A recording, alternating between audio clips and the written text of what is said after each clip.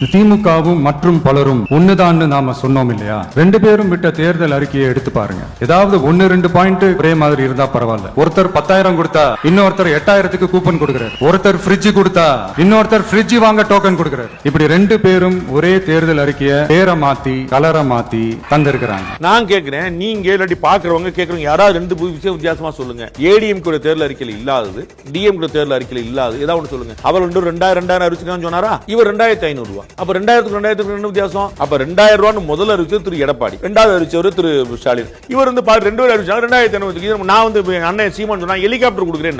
உங்களுக்கு என்ன, நான் உங்களுக்கு ஹெலிகாப்டர் கொடுக்குறேன் வச்சுக்கோங்க. அவர் 10,000 கொடுக்குறேன், இவங்க கூப்பன் கொடுக்குறேன், இவங்க 8,000 கூப்பன் கொடுக்குறேன். இவர் சொல்லிருக்காரு மகளிர் குடும்பம் இருக்காருல, தாலிக்கு தங்கம் திட்டம் எடுத்து வச்சிருக்காருங்க. அது ஏடிஎம் திட்டம் இல்லையா? அப்படியே போட்டு படிச்சிருக்காருல. ஏதாவது ஒண்ணு புதுசா சொல்லிருக்காரு எனக்கு தெரியவில்லைங்க. ஏதாவது வீட்டுக்கு குடிநீர் பைப்ல குழாய் தண்ணி இருக்காரு. ஜல்ஜீவன் ஸ்கீம் ஏற்கனவே சென்ட்ரல் கவர்மெண்ட் ஸ்கீம் இருக்கு சார். தமிழ்நாட்டில் இம்ப்ளிமெண்ட் ஆகிருக்குது. ஜல்ஜீவன் ஸ்கீம் என்னது? வீடுதோறும் பைப் குடிநீர் இணைப்புல கொடுப்போம். அது ஏற்கனவே இருக்குது சென்ட்ரல் கவர்மெண்ட் ஸ்கீம்.